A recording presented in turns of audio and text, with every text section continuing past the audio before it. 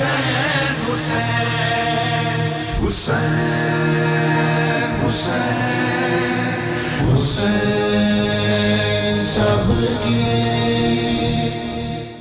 اللہ الرحمن الرحیم اللہم صلی علی محمد و آل محمد رب اشرح لی صدری ویسر لی امری واحلل عقدۃ من لسانی یفقہوا قولی۔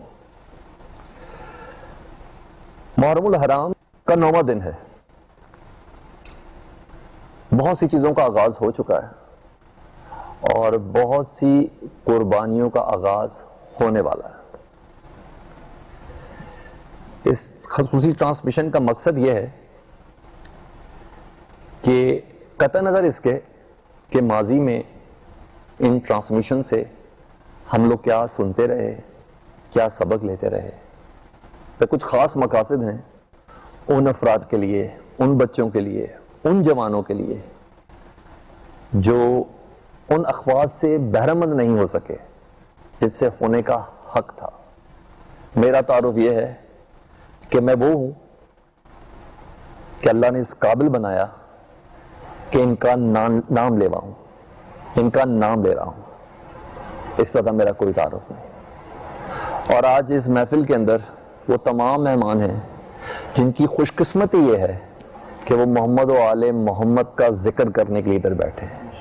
یہ وہ چنے گئے افراد ہیں جو اپنے کلام کے ذریعے، جو اپنی منقبت کے ذریعے، جو اپنے نوحے اور مرثیے کے ذریعے بہت پہلے سے چنے گئے ہیں اس دن کے لیے کہ ذکر پیغمبر خدا حضرت محمد مصطفیٰ صلی اللہ علیہ وآلہ وسلم کر سکیں، ان کی آل کا ذکر کر سکیں، ان کی دی قربانیوں کا ذکر کر سکیں۔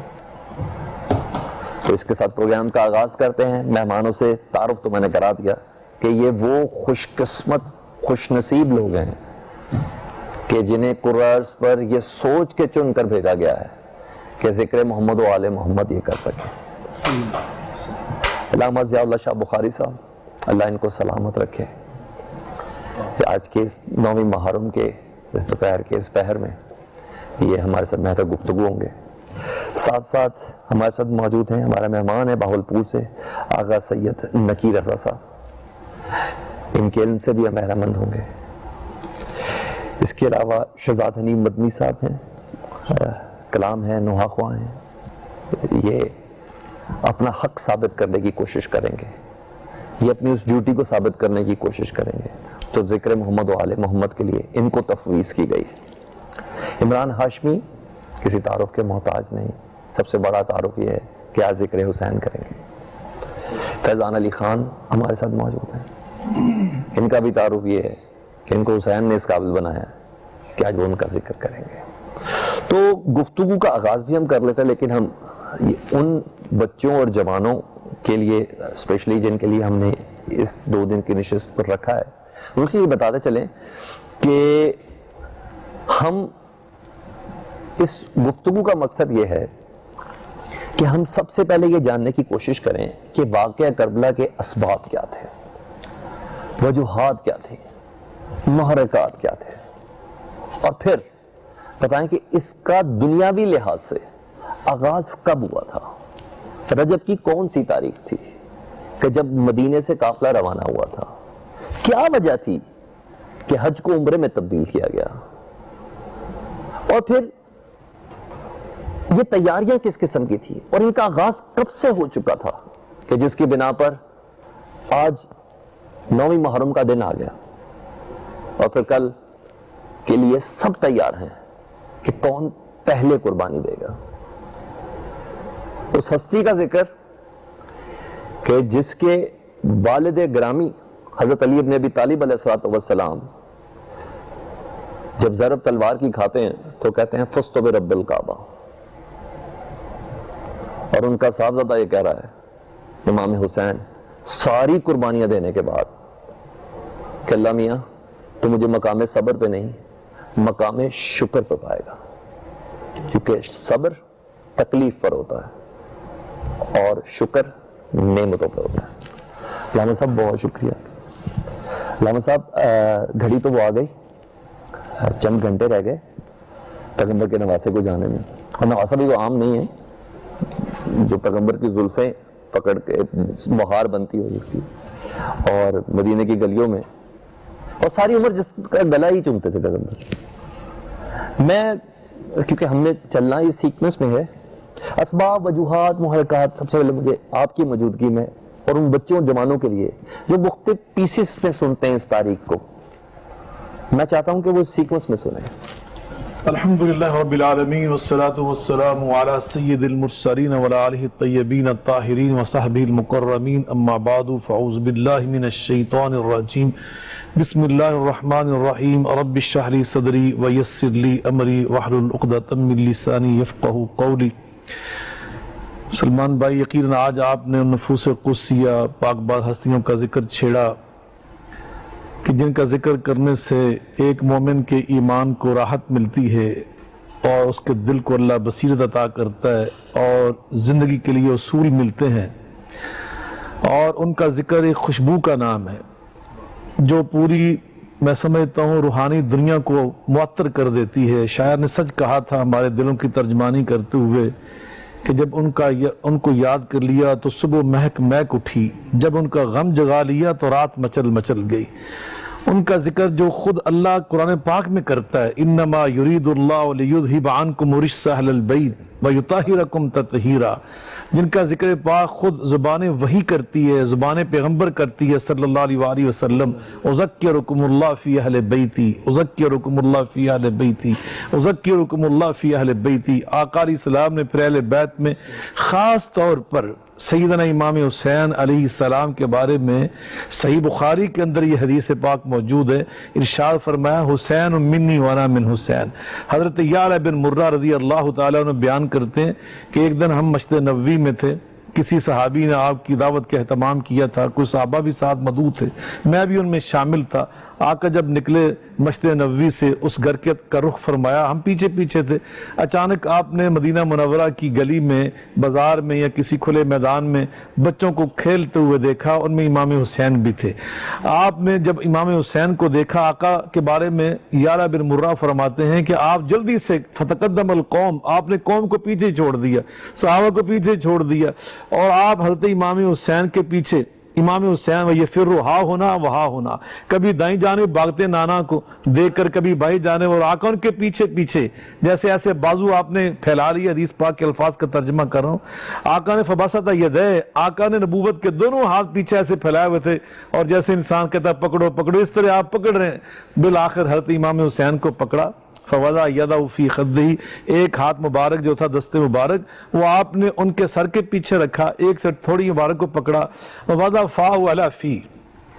جب میں یہ الفاظ پڑھتا ہوں، اللہ کی قسم میرا دل، میں اس کی کیفیت کو بیان نہیں کر سکتا. سلمان بھائی، صحابی نے کیا نقشہ کھینچا، فرماتے ہیں میری آنکھ نے کیا منظر دیکھا.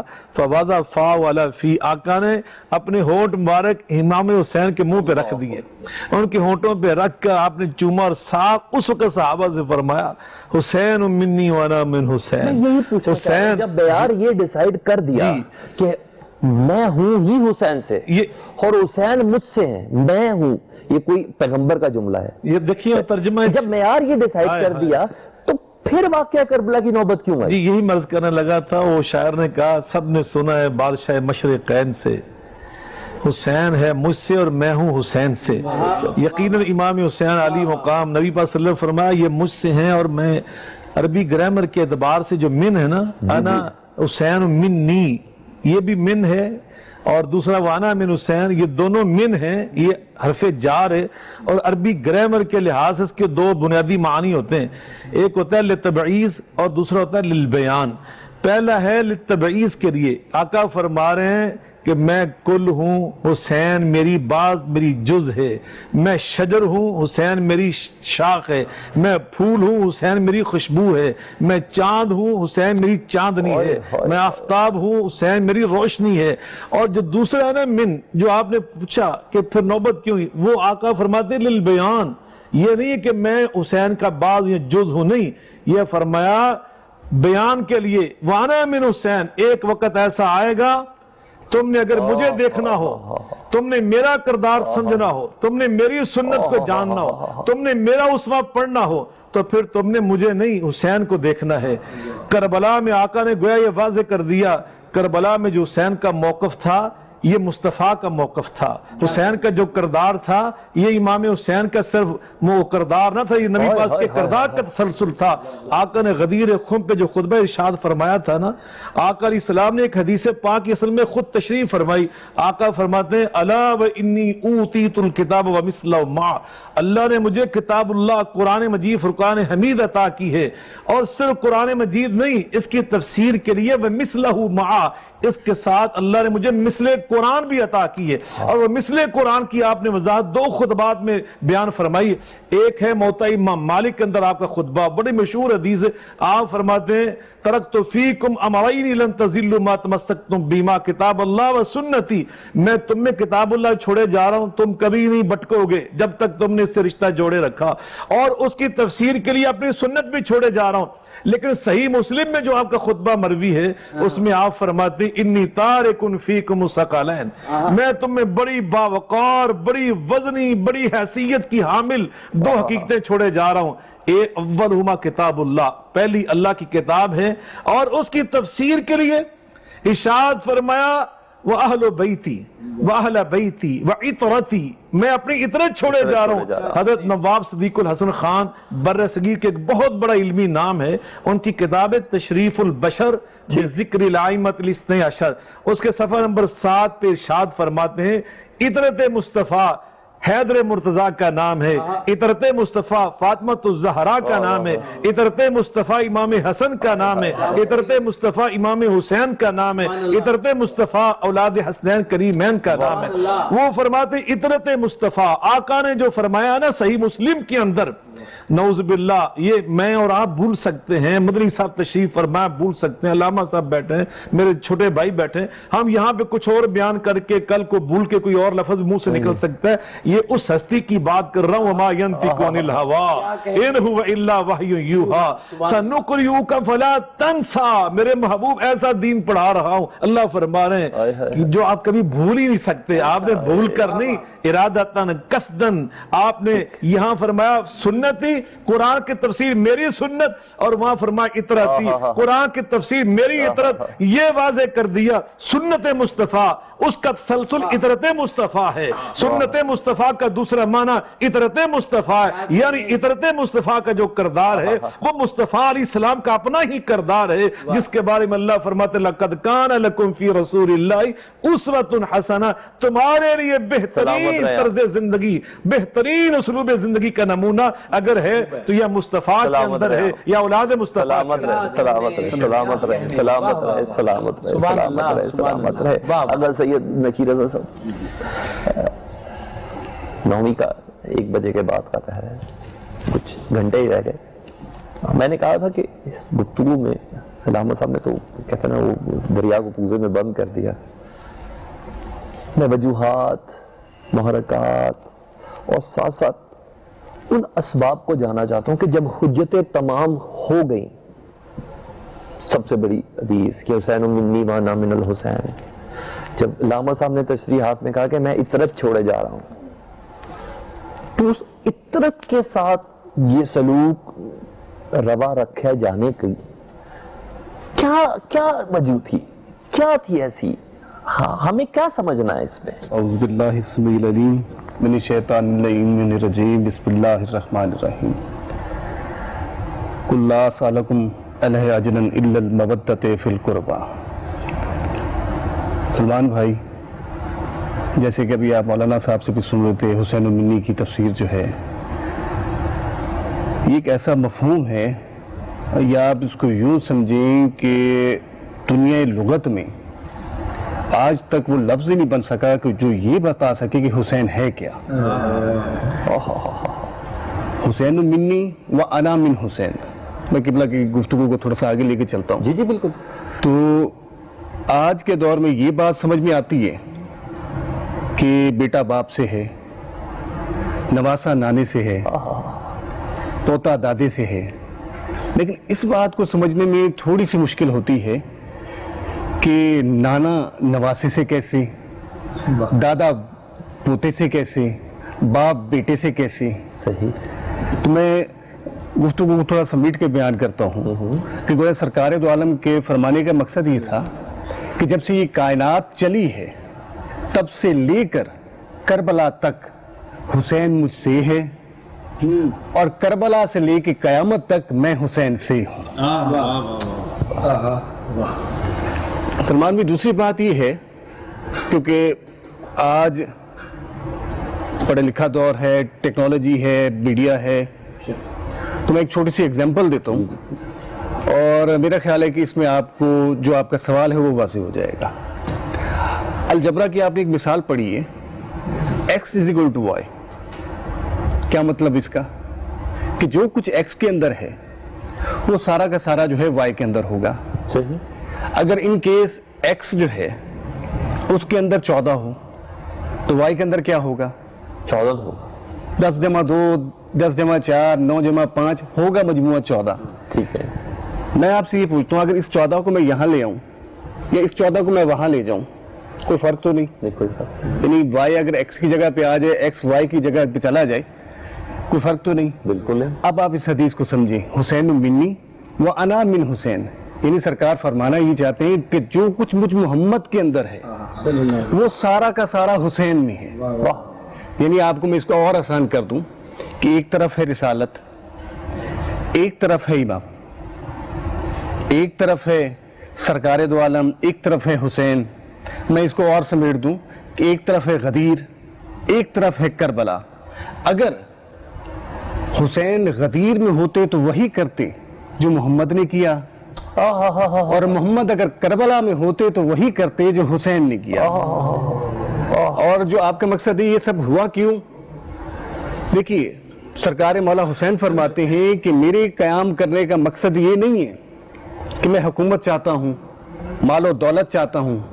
اے اللہ تو گواہ ہے, میرا قیام کرنے کا مقصد صرف یہ ہے کہ میں تیرے نام کو باقی رکھوں اور تیرے دین کی بقا کے لیے نکلا ہوں. آپ دیکھیں پوری تاریخ اٹھا کے دیکھیں, جب بھی مولا نے فرمایا کہ یہ فرمایا کہ میں شہادت دینے جا رہا ہوں, اور یہ سلسلہ شروع ہوا ہے بیعت سے. اب ایک چھوٹا سا ایک آج کل اخباروں میں بھی آپ پڑھ رہے ہیں کہ جی بڑی بڑی سرخیاں ہوں گی کہ فاسق, فاجر, شرابی, زانی یزید تھا اس لیے امام حسین نے بیعت نہیں کی. لیکن آج آپ اس کنسیپٹ کو بھی ذہن میں رکھیں.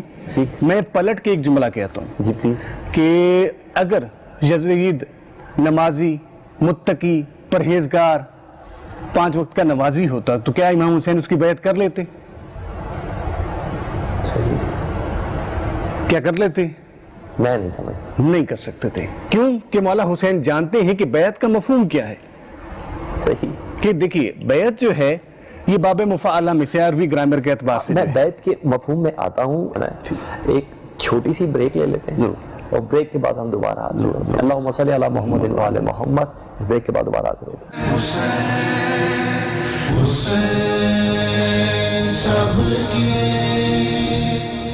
النور آرچرڈ پریزنٹس ویسٹ مرینا, فیض پور انٹرچینج, مین سڑک پور روڈ, لاہور پر واقع. لاہور ویسٹ کا سب سے بڑا LDA اپرووڈ ہاؤسنگ پروجیکٹ. 3, 5, 10 مرلہ اور 1 کنال کے ریزیڈینشیل پلاٹس. صرف 2 لاکھ روپے سے بکنگ اور بقیہ 5 سال کی آسانی کے ساتھ. ماہانہ قسط صرف 12,000 روپے سے. النور آرچرڈ, انتخاب ہے آپ کے معیار کا. مزید معلومات کے لیے رابطہ کیجیے 042 111 333 987.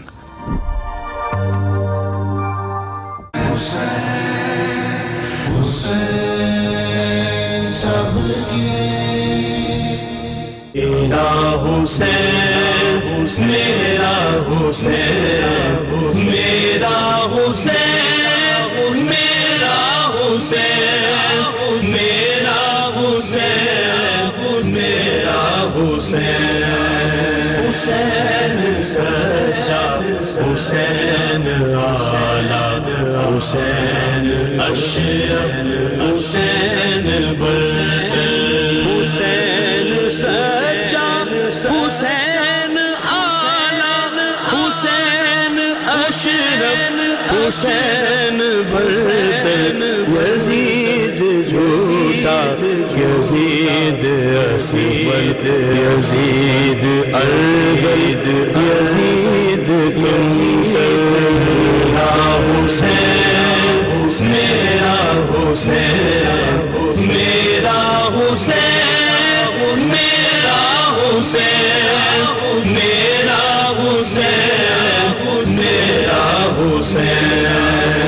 حسین سچا حسین آلہ حسین اشرف حسین برتر حسین مسلم حسین مومن حسین عالم حسین عادل یزید مرتد یزید مرتد یزید جاہد یزید قاتل میرا حسین میرا حسین میرا حسین میرا حسین میرا حسین میرا حسین حسین سچا حسین آلہ حسین اشرف حسین برتر حسین مثبت حسین کامل حسین داخل حسین عاقل یزید مرشد یزید ناقد یزید خالد یزید باطل میرا حسین میرا حسین میرا حسین میرا حسین میرا حسین میرا حسین حسین سچا حسین آلہ حسین اشرف حسین برتر یہی کرشمہ ہے سچ کا باسر یہی کرامت ہے کربلا کی یہی کرشمہ ہے سچ کا باسر یہی کرامت ہے کربلا کی شہید کر کے یزید فانی شہید ہو کر حسین باقی میرا حسین میرا حسین میرا حسین میرا حسین میرا حسین میرا حسین حسین سچا حسین آلہ حسین اشرف حسین برتر میرا حسین میرا حسین یا حسین میرا حسین میرا حسین یا حسین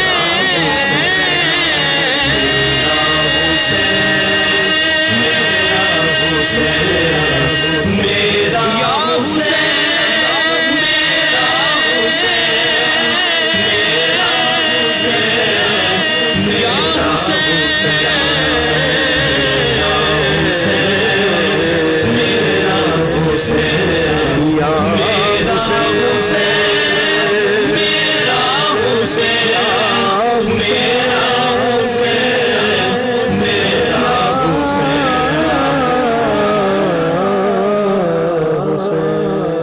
حسین میرا اللہم صلی علی محمد وآل محمد. شہزاد حجی مدنی صاحب، اتنا خوبصورت کلام، ہم کچھ نہیں کہہ سکتے. دعا یہ ہے ہماری کہ حسین کا نانا آپ کو اس کی جزا دے. آمین اللہم آمین. یہ حق وہی رکھتے ہیں، ہم صرف دعا کر سکتے ہیں.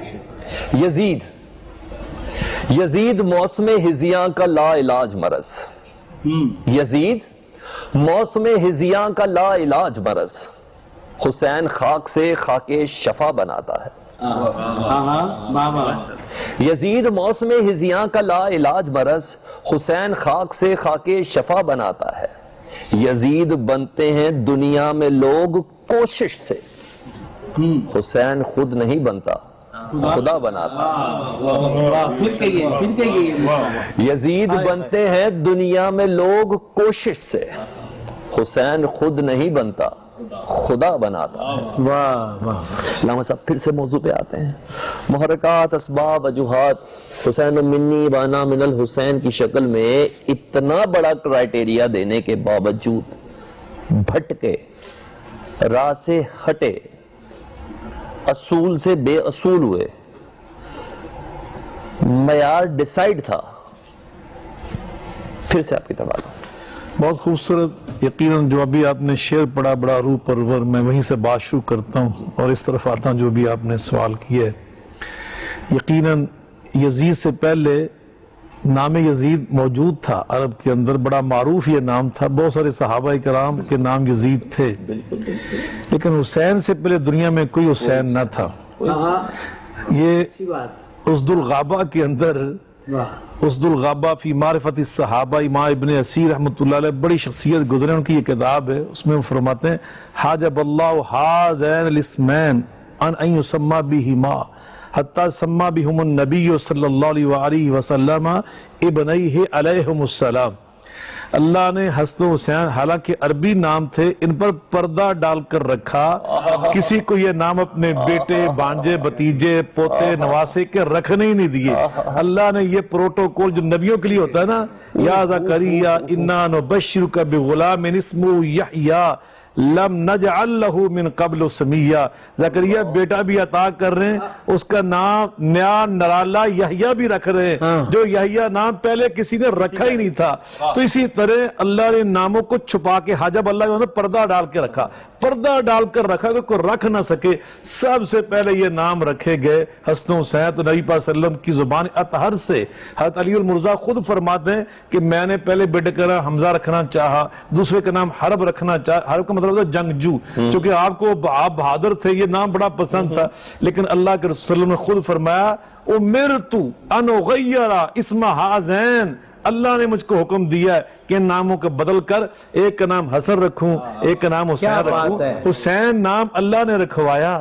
آپ اندازہ لگائیں، حسین سے پہلے آپ نے کہا نا کہ حسین اپنی طرف سے نہیں بنتا، حسین رب کے بنانے سے بنتا ہے، یہ تو نام ہی رب نے خود رکھوایا۔ کیا بات ہے۔ اور حسین سے پہلے کائنات میں کوئی حسین نہ تھا، یزید سے پہلے بے شمار یزید تھے، لیکن دیکھو حسین کا کردار اور یزید کا کردار، جیتا کون؟ والعاقبۃ للمتقین، حسین جیتا یا یزید جیتا؟ حد ہو گئی حسین تیرے انتقام کی، لفظ یزید کو تو نے گالی بنا دیا۔ نہ تخت و تاج میں نہ لشکر و سپاہ میں ہے جو بات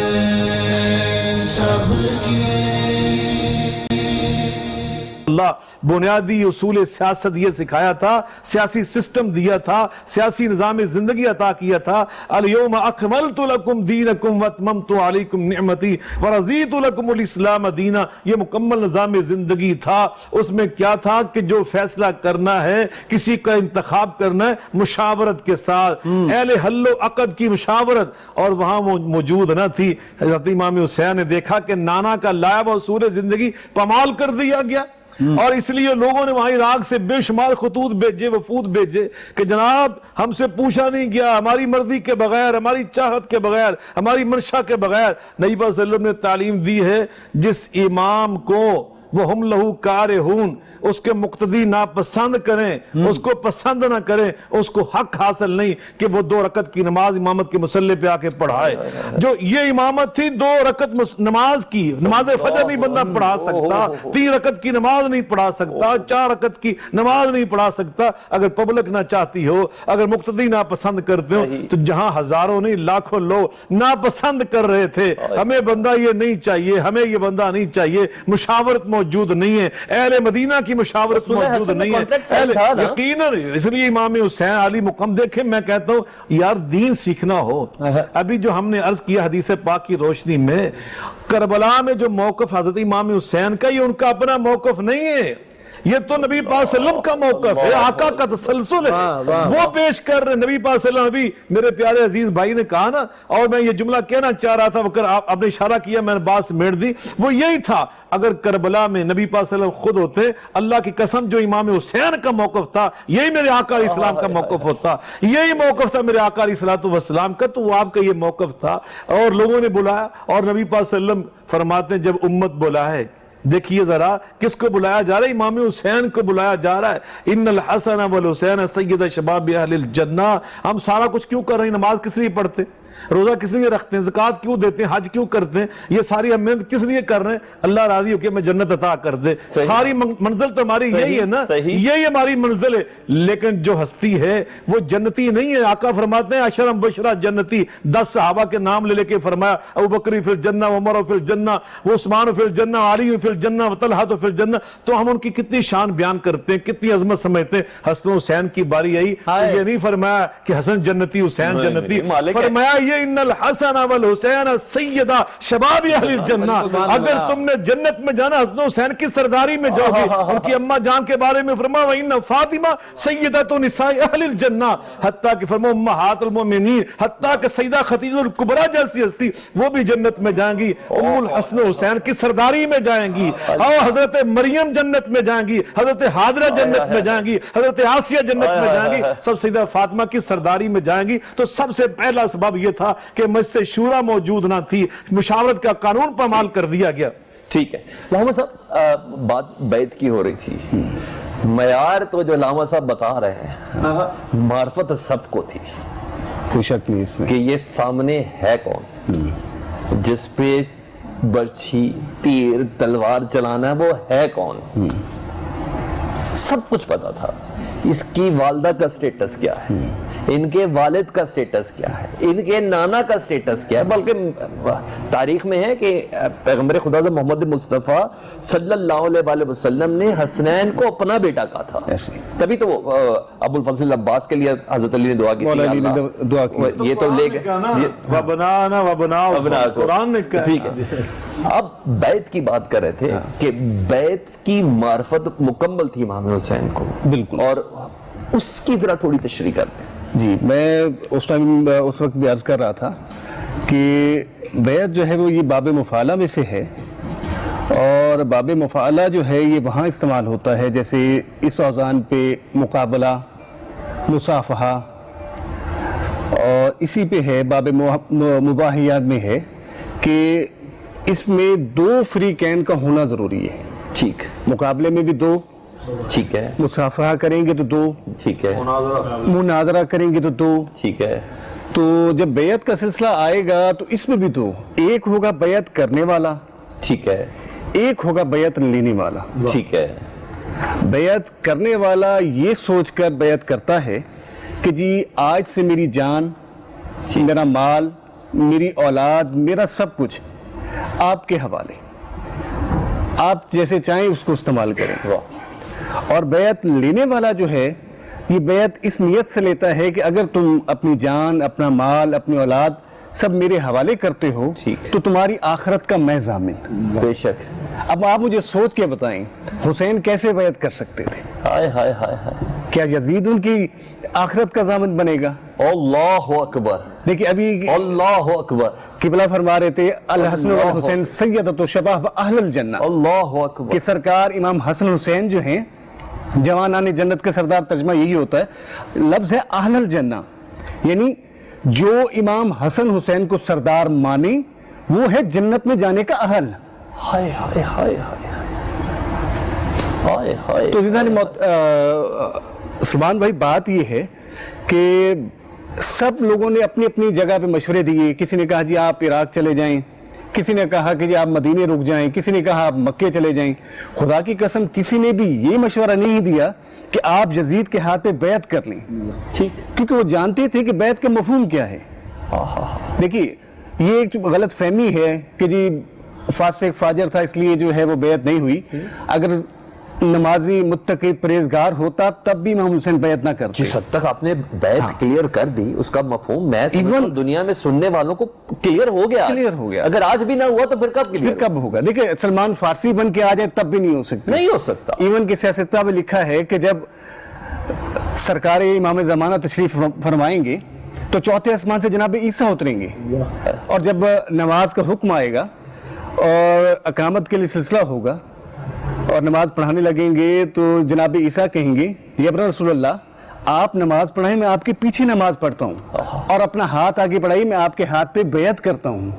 تو جناب عیسیٰ جیسا اول العزم पैगंबर भी हुसैन के पोते के हाथ पे बैत करेगा तो यजीद के हाथ पे हुसैन कैसे कर सकते थे? देखिए एक शेर आ गया ज़हन में, प्लीज प्लीज। एक प्यासे मर्द ने इनकार लिख के खून से, एक प्यासे मर्द ने इनकार लिख के खून से पानी पानी कर दिया बैत के पत्थर का मिजाज।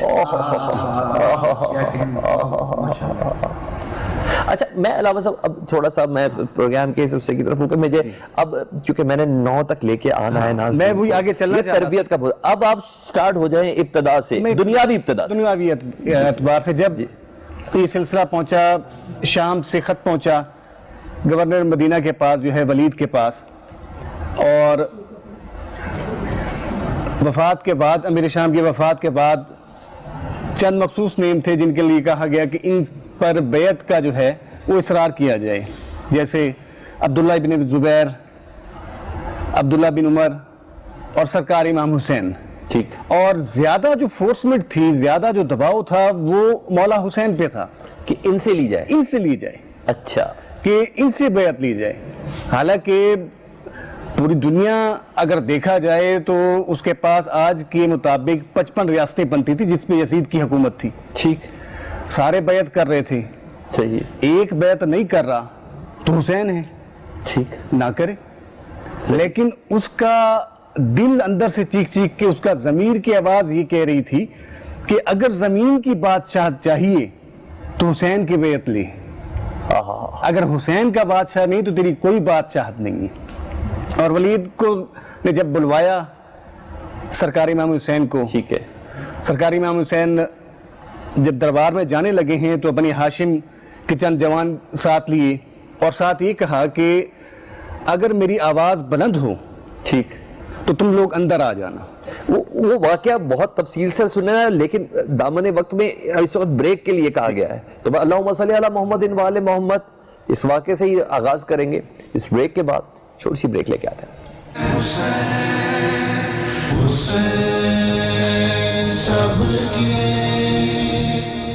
मुल्क के कोने कोने से सहाफियों की सबसे बड़ी और मजबूत टीम के साथ तमाम बड़े शहरों से बैक वक्त शाया होने वाला पाकिस्तान का पहला अखबार रोजनामा नई बात। आज ही अपने अखबार फरोश से तलब करें।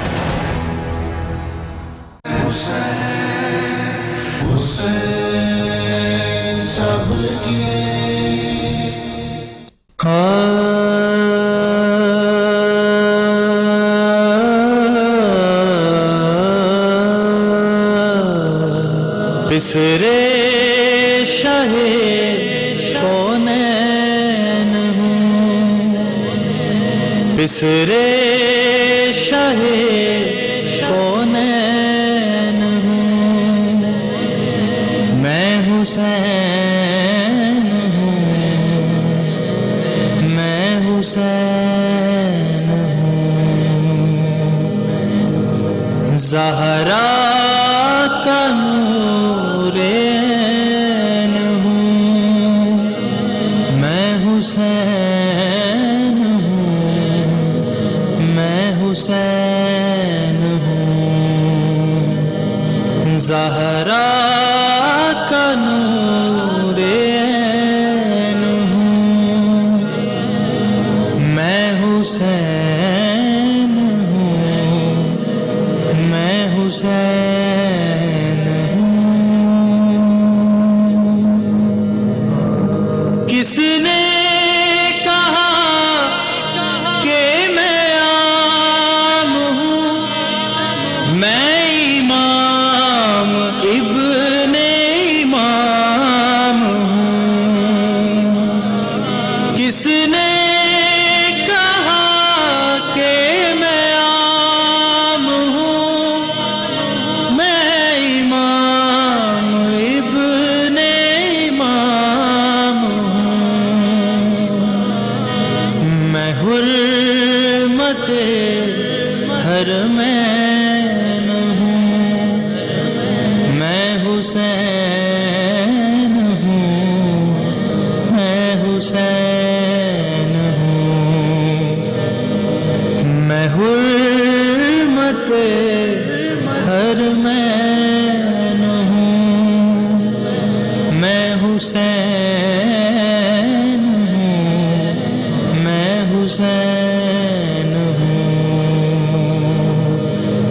زہرا کا نور عین ہوں، میں حسین ہوں، میں حسین ہوں، میری باغ زلف رسول ہے، میری ماں جہاں میں بطول ہے، میری باغ زلف رسول ہے، میری ماں جہاں میں بطول ہے، دل مرتضیٰ کا میں چین ہوں، میں حسین ہوں، میں حسین ہوں، دل مرتضیٰ کا میں چین ہوں، میں حسین ہوں، میں حسین ہوں، زہرا کا نور عین ہوں، میں حسین ہوں، میں حسین ہوں۔ پھر وہی ہم دعا کر سکتے ہیں، اور یہ دعا ہے کہ آپ کو اس کا اجر امام حسین کی والدہ ہی دیں، بی بی فاطمہ الزہرا سلام اللہ علیہا دیں، آپ کے اس آواز میں مزید غم، مزید تکلیف اور مزید حب شامل کریں، یہ دعا ہے۔ وہ کہتے ہیں نا، اس کلام کا ایک تھا جملہ کہ سمجھو میں ہی دین ہوں، صرف اس ناسمجھی کی وجہ سے تاریخ مسلمان میں اور تاریخ اسلام میں یہ اتنا بڑا واقعہ درپیش ہوا۔ کہتے ہیں نا، خود اپنی جان بسد آن باندھ دیتے ہیں، خود اپنی جان بسد آن باندھ دیتے ہیں، صرف گھر ہی نہیں خاندان دیتے ہیں۔ یہ کون لوگ ہیں، یہ کون سا قبیلہ ہے، یہ کون لوگ ہیں، یہ کون سا قبیلہ ہے، انگوٹھا چوستے بچے بھی جان دیتے ہیں۔ واہ واہ واہ واہ واہ واہ۔ آغا صاحب جی، بات آ رہی تھی 28 رجب کی اور پہلے دربار میں مدینے میں۔ سلمان بھائی، جب یہ بیعت کا تقاضا ہوا تو مروان نے ولید کو یہ مشورہ دیا کہ حسین سے بیعت لو، اگر اب نہ لے سکے تو پھر حسین اگر نکلے تو پھر ہاتھ نہیں آئیں گے۔ ولید نے جو ہے مولا حسین کو بلوایا دربار میں، تو پہلے تو کہا، حاکم شام کے بارے میں بتایا کہ اس کا انتقال ہوا، تو مولا نے جو ہے اِنَّ لِلَّهِ وَإِنَّا إِلَيْهِ رَاجِعُونَ پڑھا اور کہا کہ حاکم شام کی موت تم لوگوں کے لیے ایک صدمہ ہے۔ اس کے بعد جب بیعت کی سوال کیا تو مولا حسین نے فرمایا کہ مجھ جیسا اس جیسے کی یہاں بیعت نہیں کر سکتا، نہیں کر سکتا۔ یہ سوال جب تم باہر مجمع عام میں خطبے کے بعد کرنا، تب مجھ سے یہ سوال کرنا، میں پھر سوچوں گا میں نے کیا جواب دینا ہے۔ اور جب مولا حسین یہ کہہ کے واپس نکلنے لگے تو مروان نے کہا ولید سے کہ اب روک لو، اگر اب نہ رکے تو حسین ہاتھ نہیں آئیں گے۔ اس کی آواز بلند ہوئی تو مولا حسین کے جملے ہیں کہ تیری ماں تیرے ماتم میں بیٹھے تو مجھے مارنے کی دھمکی دیتا ہے۔ یہاں تاریخ میں مقاتل کی کتابوں میں مختلف روایات لکھی ہیں کہ جب مولا حسین کی آواز بلند ہوئی ہے تو سب سے پہلے دروازے کو جو ہے کھول کر توڑ کر جو مولا حسین کے پاس پہنچے ہیں وہ سرکار علمدار مولا غازی عباس پہلے بتا دیا تھا تب تک اندر نہیں آنا جب تک میری آواز بلند نہ ہو۔ آواز بلند نہ ہو، ٹھیک۔ تو جب آپ نے آواز بلند کی تو سب سے پہلے مولا غازی عباس پہنچے، ٹھیک۔ مولا حسین نے روکا، ٹھیک، اور لے کر واپس چلے، ٹھیک۔ گھر آئے، اس کے بعد اپنے بھائی بہنوں بھتیجوں اور بنی ہاشم کے جتنے جوانان تھے سب کو اکٹھا کیا۔ 28 رجب کو اور 29 رجب کی صبح کو جو ہے یہ قافلہ مدینے سے جو ہے مکے کی طرف گامزن ہوا. ٹھیک. اور مکے کے نیت سے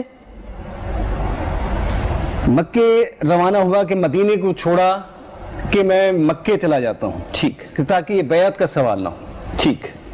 یہ سوچ کے جو ہے 29 کو نکلے. ایک شاعر نے بھی کہا تھا کہ خطرے کی زد میں آ گیا قرآن کا وجود. اللہ. خطرے کی زد میں آ گیا قرآن کا وجود. شبیر گھر سے آیتیں لے کر نکل پڑے. تو 3 شعبان کو جمعے کے دن جو ہے سرکار مکے میں پہنچے ہیں. ٹھیک. 3 شعبان کو. ٹھیک. 2 مہینے وہاں قیام کیا. ٹھیک. اور جیسے کہ آگے حج کا سلسلہ ہے. ٹھیک ہے. وہ قبلہ بھی فرما رہے تھے کہ وہ میں چاہوں گا کہ میں بتاؤں. نہیں میں بالکل قبلہ سے سننا چاہوں. قبلہ حج بہت اہم رکن، یعنی ابتدا مدینے سے نکلنے کی جنگ نہیں تھی کہ بیعت کے لیے اصرار نہ کیا جائے. یہ تھا کہ میں مدینے سے نکل جاتا ہوں، نانا کے شہر سے نکل جاتا ہوں، مکہ چلا جاتا ہوں. وہاں 2 مہینے قیام کیا. حج کا وقت آیا اور اتنا اہم رکن اسلام کا حج، اس کو عمرے میں تبدیل کر دینا، یہ کیا منطق ہے؟ بلا شبہ نبی کریم علیہ الصلوۃ والسلام کی تعلیم مبارک ہے وَلَا تُبْتِلُوا أَعْمَالَكُمْ. یہ سورہ محمد میں اللہ تعالیٰ ارشاد فرماتے ہیں صلی اللہ علیہ وآلہ وسلم، عمل جب شروع کر لو اس کو باطل نہ کیا کرو. یہ عام عمل کے بارے میں یہ تعلیم ہے، خاص طور پہ حج بیت اللہ جیسا عمل کہ اس کو باطل کرنا یا اس کو ختم کر دینا شروع کرنے کے بعد، تو یقیناً یہ تعلیم تھی. لیکن آپ نے جو کر کے دکھایا تو یہ اصل میں نانا کی سنت پہ عمل ہے. نانا کی سنت کیا؟ آپ صلح حدیبیہ میں جب تشریف لائے احرام باندھے ہوئے تھے آپ نے.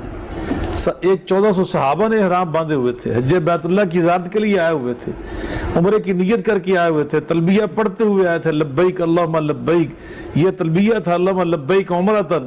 لیکن جب صلح حدیبیہ کے موقع پر آقا علیہ الصلوۃ والسلام نے نبوت کی بصیرت اور فراست کے ساتھ یہ فیصلہ کیا کہ ہم اس سال واپس جاتے ہیں، اگلے سال آئیں گے، تو آپ نے احرام اتارا. اس لیے کہ انسانیت کی بھلائی اس میں تھی، امت کی خیرخواہی اس میں تھی، انسانیت کا اس میں تحفظ تھا. آپ نے اللہ کی اس تعلیمات کے مطابق انسانوں کی زندگیاں بچانے کے لیے، آپ نے فتنہ و فساد کے ازالے کے لیے، خون خرابہ سے انسانوں کو محفوظ رکھنے مثال کے لیے. پوری ہوگی نا کہ کربلا میں خود پیغمبر ہوتے تو وہ یہی کرتے جو حسین کر رہے تھے. تو یہ تو نانا کا طرز عمل تھا، سنتیں زندہ ہو رہی ہیں. اسی تسلسل ہے نا، اسی کا تسلسل، اسی اسلام مبارکہ کا تسلسل ہے. تو یقیناً نبی پاک صلی اللہ علیہ وسلم اس سنت مبارکہ کو، اس کا احیاء کیا، دوبارہ اس کو زندہ کیا، اس پہ عمل کر کے دکھایا. دیکھیے ہمیں تعلیم کیا ملی ہے. نماز فرضی کھڑی ہو جائے، نماز با جماعت ہو رہی ہے، فرض میں سب لوگ جمع ہیں، اسی مسجد کے سین میں اگر کنواں ہو اور کوئی انسان اس میں آ کے گر جائے تو ہمیں تعلیم کیا ہے؟ اس انسان کی زندگی بچانے کے لیے نماز توڑ دو، نماز توڑ کر پہلے اس کی زندگی کو بچاؤ، پھر نماز دوبارہ شروع کرو. تو جب نماز توڑ کر ایک انسان کی زندگی بچانا یہ ہمارے اسلام میں جائز ہے. آقا علیہ الصلوۃ والسلام فرماتے ہیں نماز پڑھ رہے ہو، سامنے بچھو نظر آ جائے، سانپ نظر آ جائے، نماز چھوڑ کر پہلے اس کو مارنا تم پہ فرض ہے تاکہ کسی کی زندگی غیر محفوظ نہ ہو. تو جب یہ تعلیمات تھی تو یہاں تو پوری انسانیت اور پوری امت کے تحفظ کا معاملہ تھا. آپ نے یہ دیکھا کہ الامر بالمعروف والنہی عن المنکر کا یہ فریضہ انجام دینے کا ٹائم آ چکا ہے. انسانیت جو ہے اس کا استحصال ہو رہا ہے، جس کی خاطر ان کے نانا نے یہ پوری جد و جہد کی تھی. ایک صحابی سے پوچھا تھا نا ایک حکمران نے کہ تم مدینے سے چل کر فوج لے کر میرے ملک تک آ چکی ہو، کیا لینا چاہتے ہو؟ زمینوں پہ قبضہ کرنا چاہتے ہو؟ ہمارے مال و دولت پہ تسلط جمانا چاہتے ہو؟ کیا کرنا چاہتے؟ انہوں نے کہا کہ نہیں. جس میں علامہ اقبال رحمۃ اللہ علیہ نے فرمایا شہادت مقصود و مطلوب مومن نہ مال غنیمت نہ کشور کشائی، ہمیں ان چیزوں سے کوئی دلچسپی نہیں. کہا پھر لینے کیا ہے؟ کہا اخراج العباد من عبادت العباد الى عبادت رب العباد، ہم بندوں کو بندوں کی غلامی سے نکال کر ایک اللہ کے غلام بنانے کی جد و جہد کر رہے ہیں. تو جب یہ جد و جہد سامنے تھی نا، کنتم خیر امت اخرجت للناس تأمرون بالمعروف وتنہون عن المنکر، الامر بالمعروف ان اريد الا الاصلاح ما استطعت وما توفیقی الا باللہ علیہ توکلت والیہ انیب. الامر بالمعروف، اصلاح بین الناس، اللہ کی زمین پہ فتنہ و فساد کا خاتمہ، یہ سامنے تھا نا، تو اس کے لیے حج چھوڑ دیا. آپ اس بڑے مقصد کے لیے روانہ ہو گئے. نانا سے یہ تعلیم ملی تھی. آقا علیہ السلام فرماتے ہیں فتنہ فساد کا کیا تھا کہ اس وقت حج میں کچھ ایسے افراد دشمنوں کی جانب سے آ گئے تھے؟ یہ تو میں سمجھتا ہوں ان کے نزدیک شاید اتنا بڑا ہم نہ ہو اپنی جان کی بازی لگانا، جان قربان کرنا. یقین ہمارے نزدیک تو ان کی اتنی بڑی ہستی ہے، لیکن اہل اللہ جو ہوتے ہیں وہ تو یہ چیزیں نہیں سوچتے. وہ تو کہتے ہیں فزت ورب الکعبہ. ابھی آپ ان کے بابا کی بات کر رہے تھے. میرے کہنے کا مطلب یہ تھا نا کہ خانہ کعبہ کی زمین خون سے رنگین نہ ہو. یقیناً یہ بھی ایک مقصد تھا کہ اللہ کے گھر کا تحفظ اور اس کی حرمت کا تقدس اس کو پامال نہ کیا جائے. تو یقین حضرت سیدنا امام حسین علی مقام ان کے سامنے ایک بڑا مقصد تھا، اور وہ مقصد کیا تھا؟ وہ اللہ کے دین کی سر بلندی تھی. یتقون کلمۃ اللہ ہی العلیاء، اللہ کا کلمہ بلند ہو جائے اور اللہ کا عدل و انصاف دنیا میں قائم ہو جائے. آپ سب کچھ کہنا چاہ رہے تھے؟ میں یہ کہنا چاہ رہا تھا کہ سرکار امام حسین نے وہاں خطبہ دیا جب حج کو جو ہے عمرے میں تبدیل کیا، تو اس سے پہلے خطبہ دیا جس کے خلاصے میں 2-4 الفاظ میں آپ کو بیان کر دیتا ہوں کہ آپ نے فرمایا کہ میں دیکھ رہا ہوں کہ حاجیوں کے لباس میں میرے قاتل کعبے میں گھس آئے ہیں.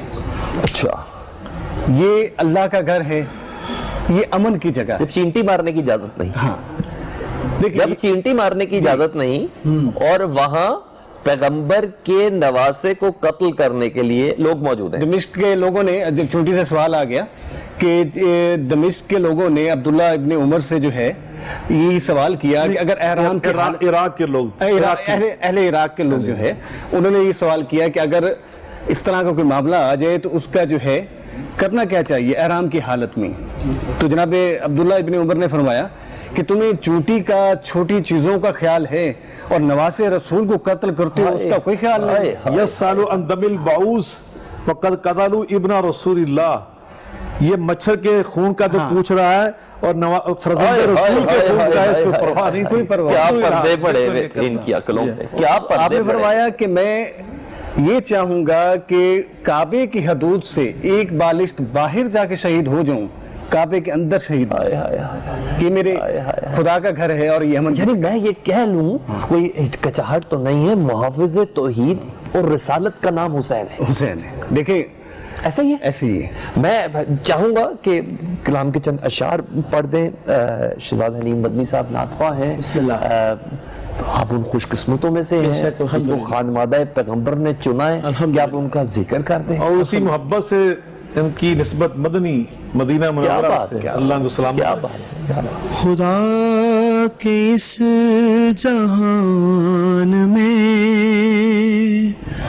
حسین سا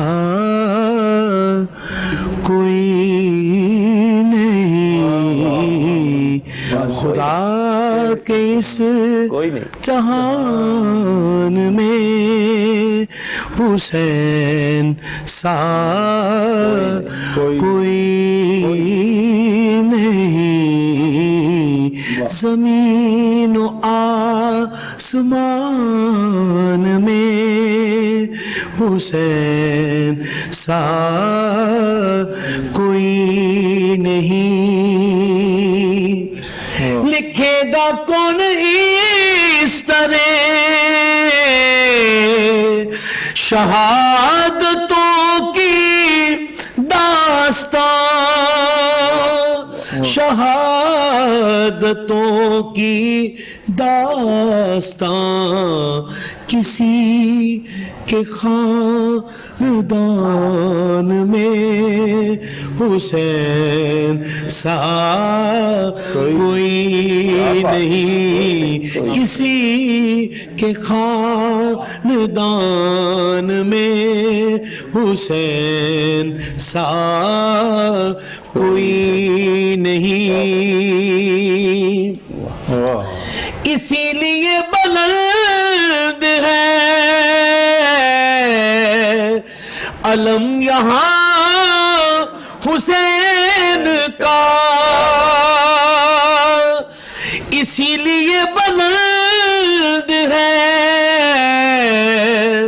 علم یہاں حسین کا، علم یہاں حسین کا शाह साहब की पूरी गुफ्तगू का हासिल मर्तबे में शान में हुसैन सा कोई नहीं हुसैन बस हुसैन है हुसैन सा कोई नहीं कोई नहीं सलामत रहे सलामत रहे सलामत रहे